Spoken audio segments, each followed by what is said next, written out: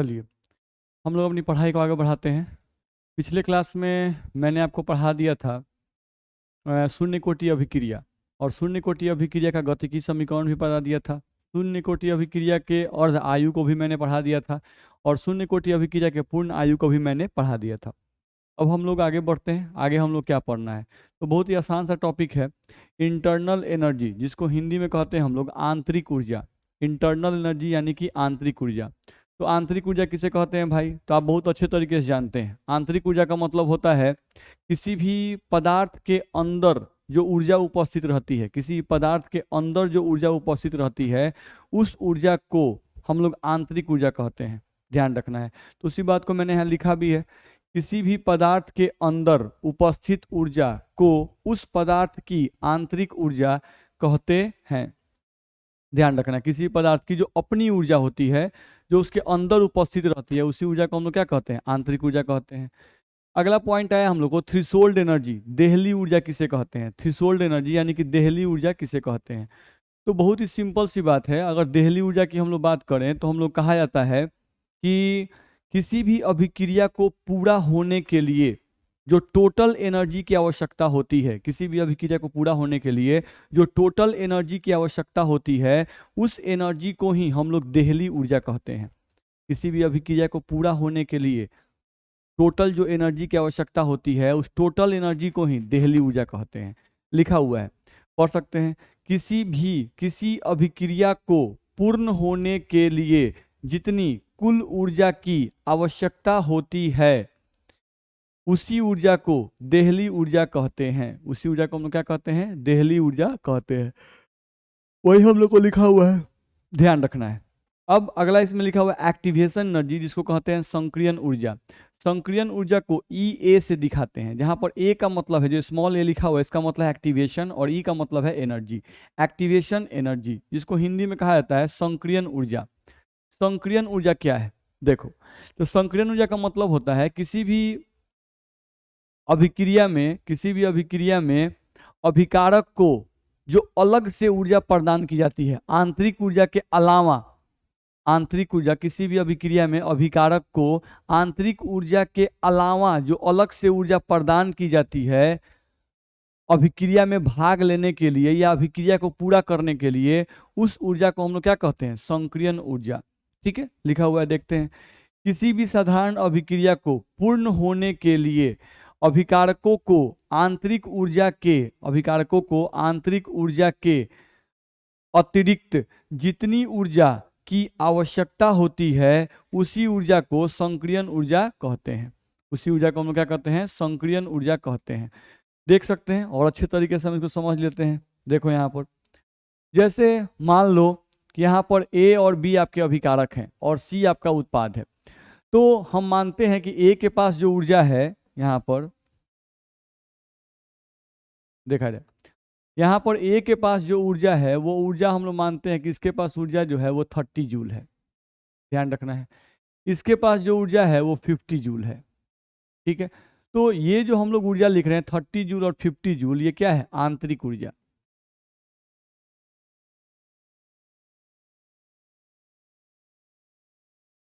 ये है आपकी आंतरिक ऊर्जा, देखा जाए तो ये हो गई आपकी आंतरिक ऊर्जा। अब यहां से जो हम लोग को सी लिखा हुआ है, मान लो कि सी को बनाने के लिए, इस सी को बनाने के लिए टोटल ऊर्जा चाहिए, टोटल एनर्जी।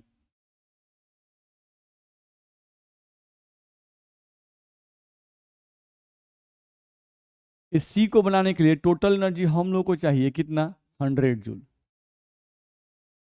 ध्यान रखना है, इस सी को बनाने के लिए हम लोग टोटल एनर्जी कितना चाहिए, 100 जूल। ठीक है, चलो, इन दोनों का आंतरिक ऊर्जा। अब ये जो टोटल एनर्जी हम लिखे हैं, ये एनर्जी कौन सा है, थ्रेशोल्ड एनर्जी।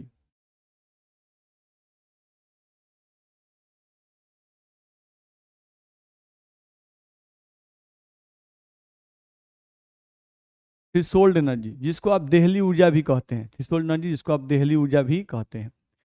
अब देखो, तो अभिकारक की आंतरिक ऊर्जा जोड़ कर 50 और 30 80 जूल हो रहा है, और चाहिए कितना, 100। तो इसको 50 और 30 आंतरिक ऊर्जा के अलावा इसको और कितना एनर्जी सप्लाई करना पड़ेगा, 20 जूल। तो ये जो अलग से एनर्जी हम लोग सप्लाई करते हैं, आंतरिक ऊर्जा के अलावा अभिकारक को जो अलग से ऊर्जा प्रदान की जाती है, इसी ऊर्जा को हम लोग क्या कहते हैं? संक्रियन ऊर्जा। इसी ऊर्जा को कहा जाता है संक्रियन ऊर्जा। ये हम लोग को ध्यान रखना है, ठीक है। देख लो, अब इसमें देखने से भी लग रहा है कि आंतरिक ऊर्जा और संक्रियन ऊर्जा दोनों को जोड़ेंगे तो क्या आएगा? देहली ऊर्जा। तो यहाँ लिखा हुआ है, देखो, देहली ऊर्जा बराबर आंतरिक ऊर्जा प्लस संक्रियन ऊर्जा। देहली ऊर्जा बराबर आंतरिक ऊर्जा प्लस संक्रियन ऊर्जा। या अगर हमको संक्रियन ऊर्जा निकालना होता है,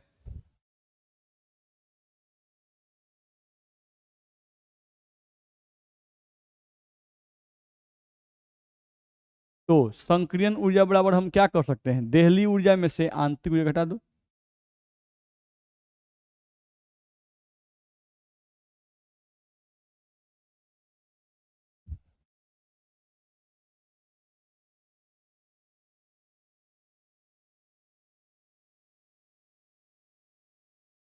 देहली ऊर्जा माइनस आंतरिक ऊर्जा।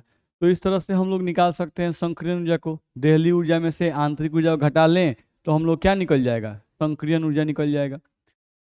चलो, तो ये बात हम लोग समझ गए। हम लोगों को जो समझना था वो हम लोग यहाँ से समझ गए।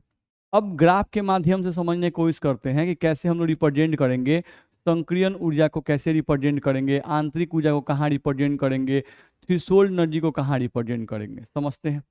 देखो, तो यहाँ पर हम लोग ग्राफ खींचा गया, तो ये जो लाइन है, ये लाइन, ये एनर्जी को रिप्रेजेंट कर रहा है, और ये जो लाइन है ये प्रोग्रेस ऑफ रिएक्शन को रिप्रेजेंट कर रहा है। तो प्रोग्रेस ऑफ रिएक्शन का मतलब होता है कि अभिक्रिया कैसे बढ़ रही है। प्रोग्रेस मतलब बढ़ना होता है, अभिक्रिया कैसे बढ़ रही है उसको ये लाइन रिप्रेजेंट करेगा, और ये लाइन ऊर्जा को रिप्रेजेंट करेगा, ये लाइन ऊर्जा को रिप्रेजेंट करेगा, ठीक है। अब हम लोग ग्राफ अगर खींचते हैं, अभिकारक को उत्पाद में बदलना है भाई। चलो,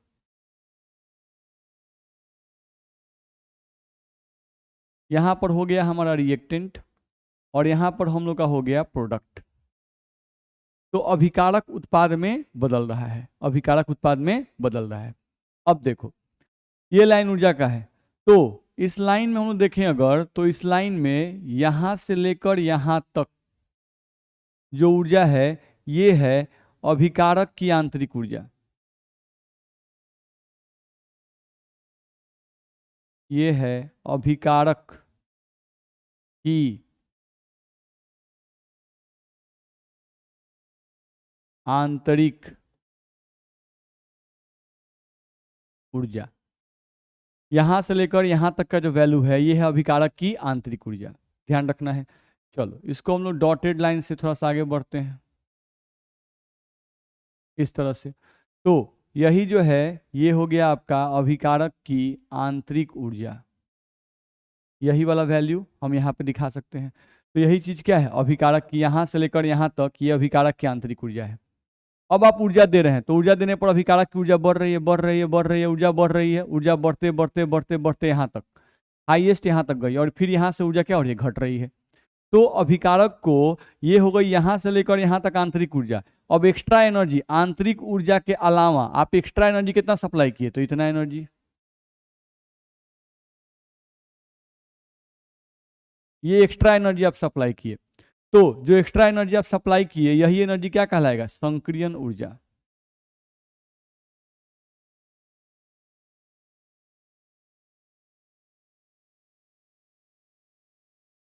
ये कहलाएगा आपका संक्रियन ऊर्जा। ध्यान रखना, ये हम लोग क्या कहलाएगा?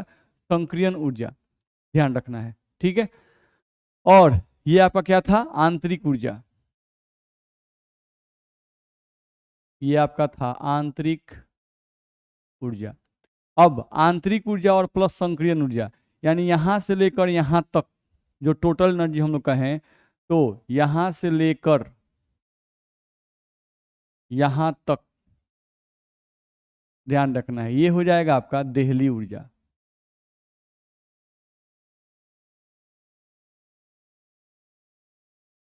तो इस तरह से हम लोग को पहचानने आना चाहिए, नहीं कि हम लोगों का भाई आंतरिक ऊर्जा कहाँ पर है, संक्रियन ऊर्जा कहाँ पे है, और आंतरिक ऊर्जा और संक्रियन ऊर्जा को जोड़ दें तो क्या मिल जाएगा हम लोग को? देहली ऊर्जा हम लोग को मिल जाएगा। तो ये हम ग्राफ से हम लोग को पहचान लेना चाहिए कि आंतरिक ऊर्जा कहाँ है, संकीर्ण ऊर्जा कहाँ है और देहली ऊर्जा कहाँ है। तो ये आप पहचान सकते हैं। चलो आगे हम लोग बढ़ते हैं, अगले पॉइंट पे आए। तो अगला हम लोग का कॉन्सेप्ट यहाँ से आता है। अगला कॉन्सेप्ट हम देखें तो क्या लिखा हुआ है, लिखा हुआ है अभिक्रिया की दर और संक्रियण ऊर्जा में उल्टा संबंध है। अभिक्रिया की दर और संक्रियण ऊर्जा में उल्टा संबंध है। ठीक है, तो उल्टा संबंध का मतलब क्या हुआ? उल्टा संबंध का मतलब हुआ कि जिस अभिक्रिया में संक्रियण ऊर्जा का मान ज्यादा होगा उस अभिक्रिया का दर कम होगा। दोनों में उल्टा संबंध है। इसका मतलब जिस अभिक्रिया में संक्रियण ऊर्जा की ज्यादा आवश्यकता होती है वो अभिक्रिया स्लो होता है। यहाँ लिखा भी हुआ है किसी भी अभिक्रिया के लिए संक्रियण ऊर्जा का मान जितना ज्यादा होगा वह अभिक्रिया उतनी ही मंद गति की होगी। संक्रियण ऊर्जा जितना ज्यादा होगा अभिक्रिया की जो गति होगी वो उतनी ही मंद होगी। ये हम लोग को ध्यान में रखना होगा। ठीक है, चलो यहां से हम लोग को ध्यान रखना होगा। जैसे इस बात को हम ऐसे भी समझ सकते हैं, जैसे मान लो कि दो अभिक्रिया है। एक अभिक्रिया में आपको एनर्जी लग रहा है 10 जूल और एक अभिक्रिया में एनर्जी लग रहा है 100 जूल। तो इसका मतलब हुआ कि एक अभिक्रिया ऐसी है जिसको 10 जूल एनर्जी दिए तो रिएक्शन स्टार्ट हो गया, नहीं रिएक्शन होने लगा और अभिक्रिया पूर्ण होने लगा, यानी 10 जूल एनर्जी पर ही रिएक्शन एक्टिव हो गया। और एक ऐसा है जिसको 10 जूल दिए तो कोई फर्क नहीं, 20 जूल दिए कोई फर्क नहीं, 30 जूल दिए कोई फर्क नहीं, 40, 50, 60, 70, 80, 90, 100 जूल उसको दिए तब वो रिएक्शन करना शुरू किया भाई। नहीं, तो इससे क्या हम लोग को निष्कर्ष मिलता है? इससे हम लोग को ये निष्कर्ष मिलता है कि हम लोगों को जिस अभिक्रिया में कम संक्रियण ऊर्जा लगेगा वो अभिक्रिया फास्ट होगी और जिस अभिक्रिया में संक्रियण ऊर्जा ज्यादा लगेगी वो अभिक्रिया क्या होगी? स्लो होगी। तो वही बात हम लोग को यहाँ से लिखा गया कि किसी भी अभिक्रिया के लिए संक्रियण ऊर्जा का मान जितना ज्यादा होगा वह अभिक्रिया उतनी ही मंद गति की होगी, ये बताया गया।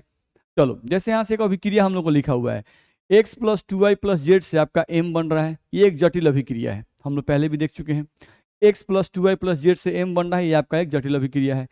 x + y, अब इसी जटिल अभिक्रिया को 3 स्टेप में लिखा गया है। इस जटिल अभिक्रिया को 3 स्टेप में लिखा गया है। एक लिखा गया x + y से o बन रहा है, फिर o + y से n बन रहा है और n + z से m बन रहा है। तो हमको चाहिए क्या? m। तो यहाँ पर m बना, तो m कितने स्टेप में बना? 3 स्टेप में हम लोग का m बना, 3 स्टेप में हम लोग का m बना। अब यहाँ लिख दिया कि फर्स्ट स्टेप जो है स्लो है, सेकंड स्टेप फास्ट है और थर्ड स्टेप क्या है? वेरी फास्ट है। थर्ड स्टेप क्या है? वेरी फास्ट है। अब देखो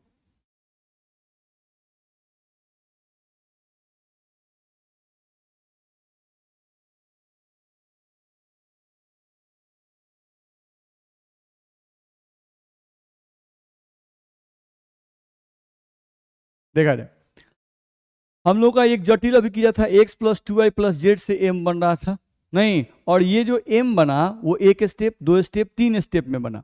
ठीक है, फर्स्ट स्टेप स्लो है, सेकंड स्टेप फास्ट है और थर्ड स्टेप क्या है? वेरी फास्ट है।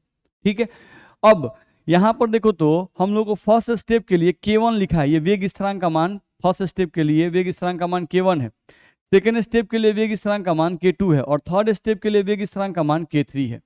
ठीक है, तो यहां से अगर कोई पूछता है हमसे कि भाई इनके वेग स्थिरांक में बताओ, इनके वेग स्थिरांक में संबंध बताओ, किसका वेग स्थिरांक सबसे ज्यादा होगा और किसका कम होगा, तो हम पहले ही बता चुके हैं आपको कि जिस अभिक्रिया का स्पीड सबसे ज्यादा होगा उस अभिक्रिया के लिए वेग स्थिरांक का मान भी सबसे ज्यादा होगा।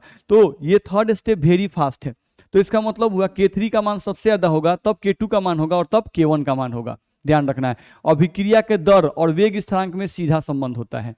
तो हम लोग को ध्यान रखना है कि k3 का मान सबसे ज्यादा होगा, k2 का मान उससे कम होगा और सबसे कम मान होगा k1 का। ध्यान रखना है, जिस अभिक्रिया का दर सबसे ज्यादा उसका वेग स्थिरांक भी सबसे ज्यादा, ये हम लोग को ध्यान में रखना है। चलो अगला हम लोग देखें अगर, तो हम लोग को एक्टिवेशन एनर्जी संक्रियण ऊर्जा दिया है। फर्स्ट स्टेप जो है, फर्स्ट स्टेप के लिए संक्रियण ऊर्जा का मान क्या है? EA1। सेकेंड स्टेप के लिए क्या है? EA2 और थर्ड स्टेप के लिए क्या है? EA3। तो हमको 3 स्टेप में संक्रियण ऊर्जा का मान दिया है, EA1, EA2 और EA3। ये 3 स्टेप में हम लोग को संक्रियण ऊर्जा का मान दिया हुआ है। अब हम लोग अभी पढ़े हैं कि जो अभिक्रिया फास्ट होती है उस अभिक्रिया में संक्रियण ऊर्जा कम लगता है, नहीं, तो ये वेरी फास्ट है, तो इसका मतलब हुआ कि EA3 का मान सबसे कम होगा, EA2 का मान उससे ज्यादा होगा और EA1 का मान सबसे ज्यादा होगा। तो अगर संकीर्ण ऊर्जा में देखा जाए तो EA1 सबसे ज्यादा, तब EA2 और तब कौन होगा, EA3 सबसे कम होगा। ध्यान रखना है, ठीक है। तो ये बात हम लोग को ध्यान रखना है। अब यहां से दिखाई दे रहा है, अगर इन दोनों में रिलेशन दिखे तो क्या दिखाई दे रहा है, वेग स्थिरांक और एक्टिवेशन एनर्जी में कैसा संबंध है, उल्टा संबंध है। देख लो, तो ये हम लोग बोल सकते हैं, इतना में कोई दिक्कत आपको नहीं होनी चाहिए। चलो आगे बढ़ते हैं, अगले पॉइंट पे हैं। अगला पॉइंट अब देखो तो यहां लिखा हुआ है हम लोग को आर्हेनियस इक्वेशन, ठीक है। आर्हेनियस इक्वेशन, अब आर्हेनियस इक्वेशन क्या बताता है, तो देखो हम लोग जानते हैं कि जनरली कोई भी रासायनिक अभिक्रिया होने के लिए संक्रियन ऊर्जा की आवश्यकता होती है। कोई भी रासायनिक अभिक्रिया होने के लिए संक्रियन ऊर्जा की आवश्यकता होती है।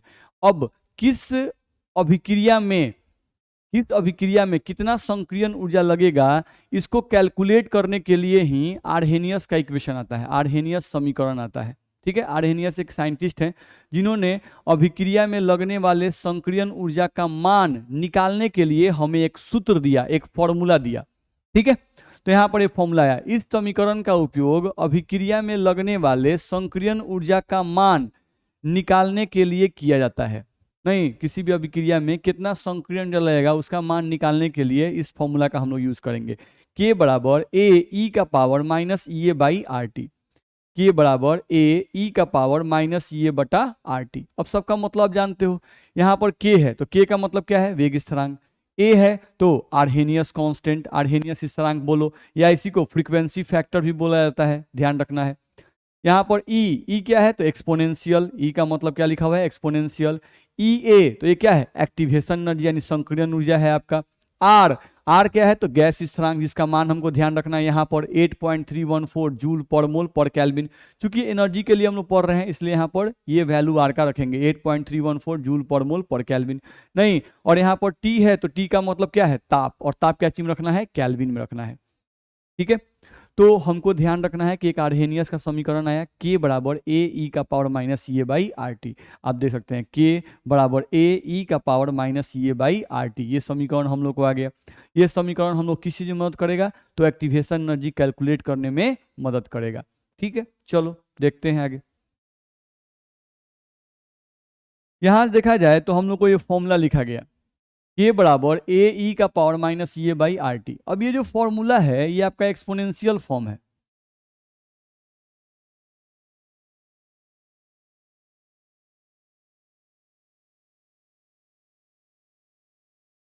ये आपका एक्सपोनेंशियल फॉर्म है, ध्यान रखना है। तो हम लोग एक्सपोनेंशियल फॉर्म को सॉल्व नहीं कर पाते हैं, हम लोग को लॉगरिथम फॉर्म सॉल्व करना बताया जाता है। एक्सपोनेंशियल फॉर्म सॉल्व करना डिफिकल्ट होता है तो इसको लॉग में कन्वर्ट करेंगे, ध्यान रखना है। तो हम लोग क्या करेंगे, taking L N both side, taking L N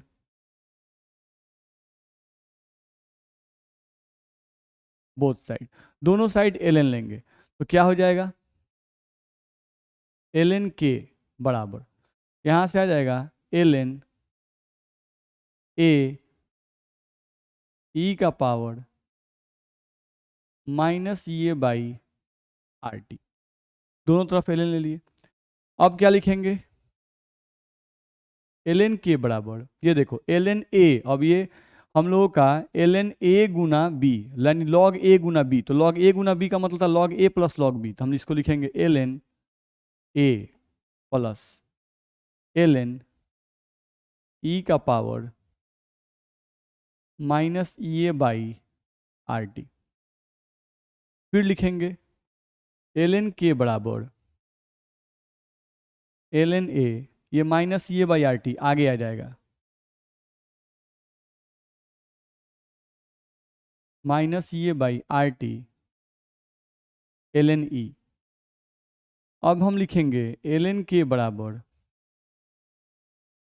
L N A minus E A by R T, और एल एन ई का मान क्या होता है, 1, ध्यान रखना है। अब हम लोग इसी समीकरण को ऐसे लिख दें, ln के बराबर माइनस EA/RT को पहले लिख दिए, इसको पहले लिख दिए और तब लिख दिए प्लस ln A। इस तरह से हम लोग लिख सकते हैं। अब ये ln का मतलब क्या होता है तो हम लोग कितनी बार पहले ही बता चुके हैं। ln जो होता है, ये ln जो लिखा जाता है, इस ln का मतलब होता है log to the base e, ध्यान रखना है। लेकिन हम लोगों का जो log टेबल होता है वो log टू द बेस 10 में है, तो ln को log टू द बेस 10 में बदलने के लिए 2.303 से मल्टीप्लाई करना पड़ता है। तो हम लोग इसको मल्टीप्लाई करेंगे, ध्यान रखना है।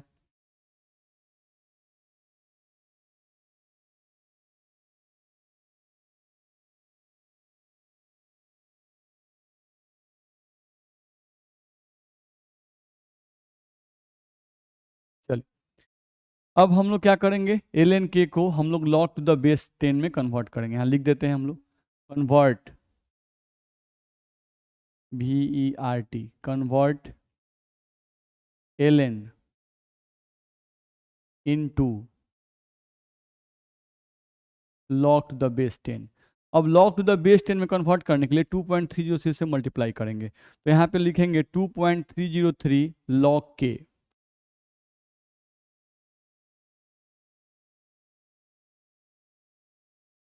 2.303 log k बराबर, यहाँ से हम लोग का आ जाएगा माइनस EA/RT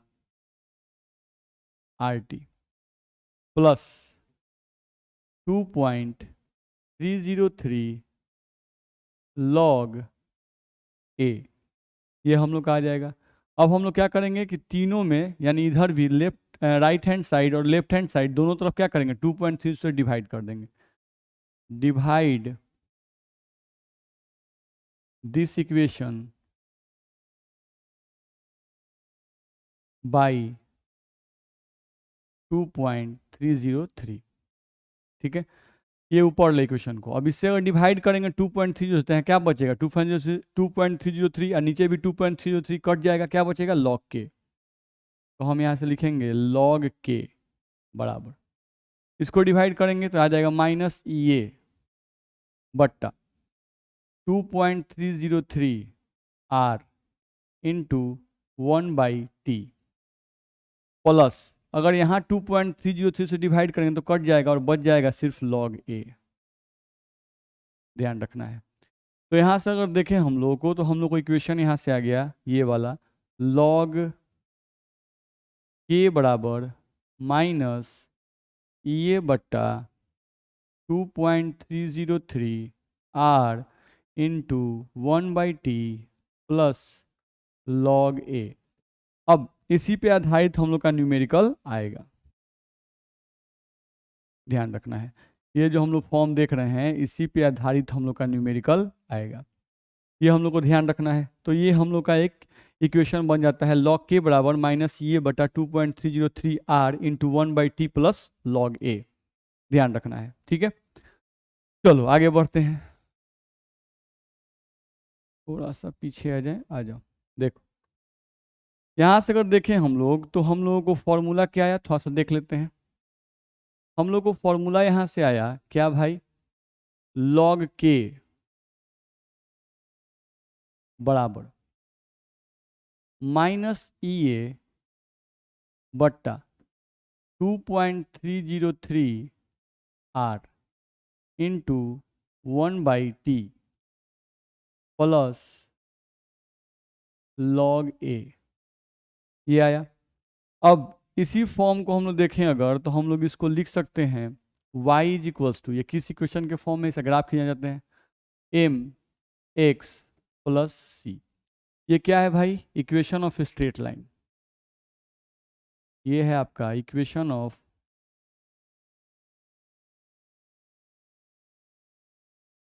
स्ट्रेट लाइन, ठीक है, ये है। अब इसका हम लोग को ग्राफ खींचना है तो हम लोग खींच सकते हैं।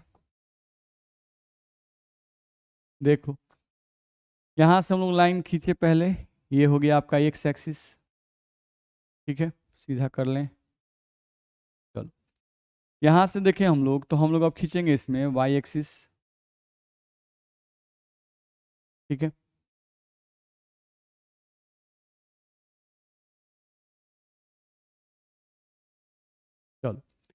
अब हम लोग देखें अगर तो c की जगह पर क्या है log a। अब पहले लिख देते हैं, यहाँ x का मतलब 1/t है, तो यहाँ x का मतलब हम लोग क्या लिखेंगे 1/t को रिप्रेजेंट कर रहा है। x एक्सिस की जगह पर 1/t, y की जगह पर क्या है log k, ये y एक्सिस है, इसके जगह पर क्या लिखेंगे log k, ये लाइन पूरा रिप्रेजेंट कर रहा है वेग रेट कांस्टेंट को, वेग स्थिरांक को। अब ये आपका हो गया log k। अब देखो तो यहाँ पर c इंटरसेप्ट ये कहाँ रहता है, तो y एक्सिस पर log a, तो ये y एक्सिस पर हम मान लिए कि यहाँ से लेकर यहाँ तक का जो वैल्यू है वो आपका क्या है log a। अब ग्राफ यहीं से शुरू होगा, या तो ऊपर जाएगा या तो नीचे आएगा, वो डिपेंड किस पे करता है स्लोप पर। तो यहाँ स्लोप का साइन क्या है माइनस, तो माइनस है तो ग्राफ क्या होगा डिक्रीजिंग, तो ग्राफ हम लोग का कुछ इस तरह से आएगा। तो ये हो जाएगा हम लोग का इस इक्वेशन का ये ग्राफ होगा, log k और 1/t के बीच का ग्राफ खींचेंगे तो ये ग्राफ हम लोग का ऐसा आएगा। ये हम लोग को ध्यान रखना है। चलो, तो इस ग्राफ को आप समझ गए होंगे। अब अगले पॉइंट पे आते हैं।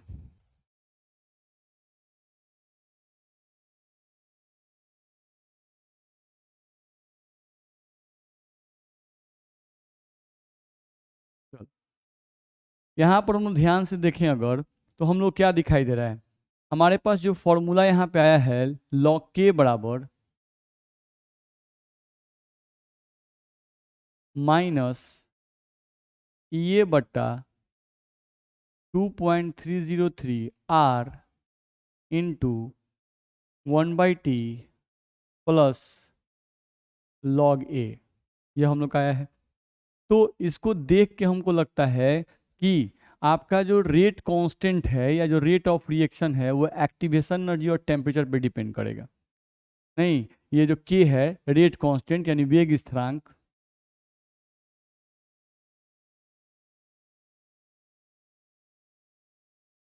वेग स्थिरांक ताप तथा संक्रियन ऊर्जा पर निर्भर करता है। ताप तथा संक्रियन ऊर्जा पर निर्भर करता है। ध्यान रखिएगा ये करता है।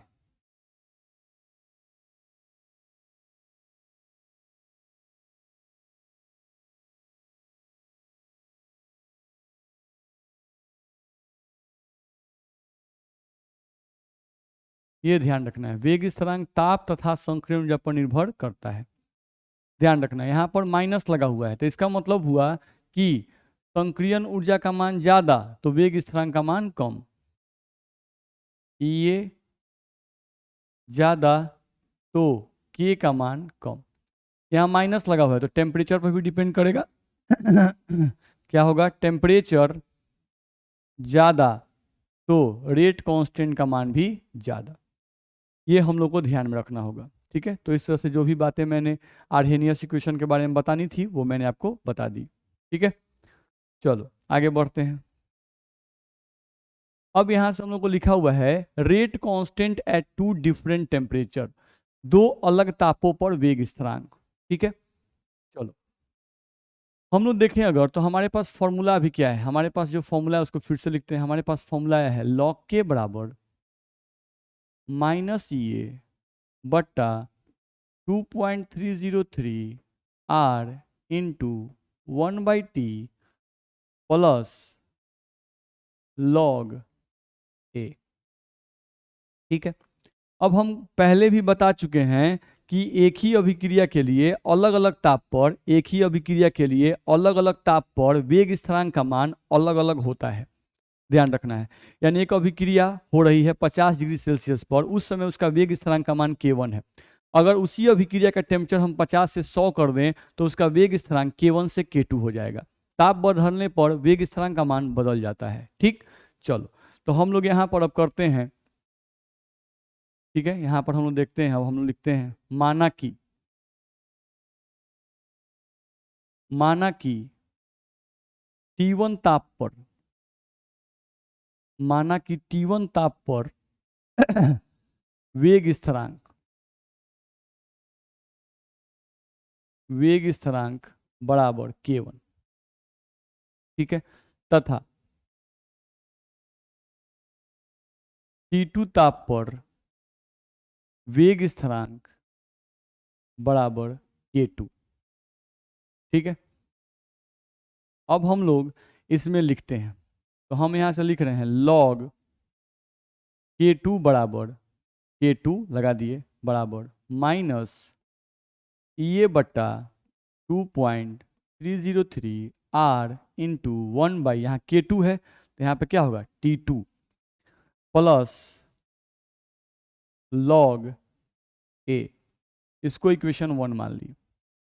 अब हम लोग लिखते हैं log K1 बराबर, ठीक है, ये T2 ताप पर लिख दिए इक्वेशन को। अब T1 ताप पर इक्वेशन को लिख रहे हैं, तो T1 ताप पर वेग स्थिरांक का मान क्या है K1, तो K1 लिख दिए माइनस ये बट्टा 2.303 R into 1/T1 plus log A, ये हो गया आपका इक्वेशन नंबर 2। ठीक है, अब हम 1 - 2 करेंगे, यानी 1 में से 2 को घटाएंगे। ठीक है, 1 - 2, इक्वेशन 1 में से 2 को घटा लेंगे। चलो तो देखो तो क्या होगा,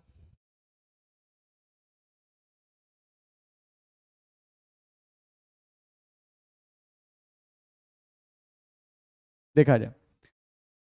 हम लोग फिर से इसको लिख रहे हैं, 1 - 2 कर रहे हैं तो यहाँ लिख रहे हैं, देखो भाई log K2 बराबर माइनस ये बट्टा 2.303 R into 1/T1 plus log A, log K1 बराबर माइनस ये बट्टा 2.303 R into 1/T2 plus log A।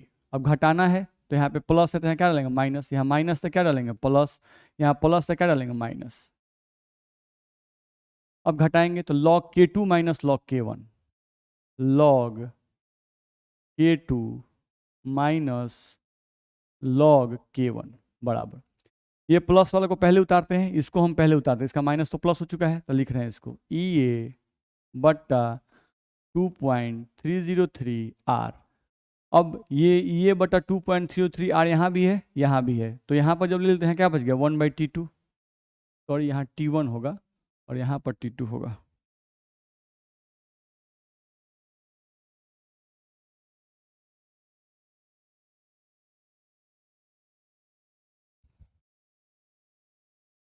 यहाँ पर K2 है तो यहाँ पे T2 होगा, यहाँ पर K1 है तो यहाँ पे T1 होगा। चलिए, तो यहाँ से आ गया हम लोग को 1 बटा, अब यहाँ से आ जाएगा T1, फिर यहाँ पर माइनस 1/T2, log A से log A कट जाएगा।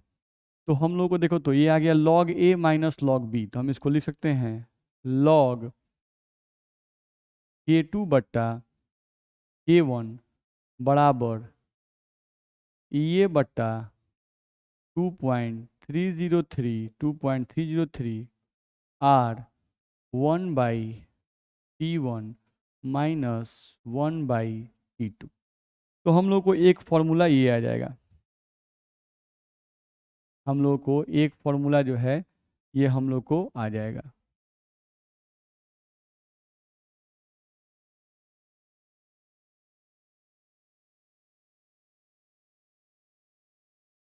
ध्यान रखना है, तो एक फॉर्मूला आपका ये आ जाएगा log K2/K1 यानी रेट कांस्टेंट है 2 डिफरेंट टेम्परेचर, तो log K2/K1 बराबर ये बटा 2.303 R 1/T1 माइनस 1/T2। तो इस पे भी आधारित न्यूमेरिकल हम लोग को आता है। ठीक है, तो पहले मैं थ्योरी सब कंप्लीट कर दे रहा हूँ, तब मैं न्यूमेरिकल एक बार कराऊंगा। ठीक है, पहले हम थ्योरी कंप्लीट कर लेते हैं, फिर हम लोग न्यूमेरिकल को करेंगे। ओके, तो आज के क्लास में हम लोग इतना ही पढ़ेंगे। ठीक है, अगले क्लास में हम लोग अपने थ्योरी को आगे बढ़ाएंगे। अब ये हम लोग का चैप्टर जो है वो एक क्लास का और रह गया है। ठीक है, एक या मैक्सिमम एक क्लास और नहीं। ठीक है, हम कोशिश करेंगे कि एक साल एक क्लास में और हम लोग का कंप्लीट हो जाए, ध्यान रखना है। ठीक है, यानी एक वीडियो और बनेगा तो ये चैप्टर हम लोग कंप्लीट हो जाएगा। ठीक, ओके, थैंक यू।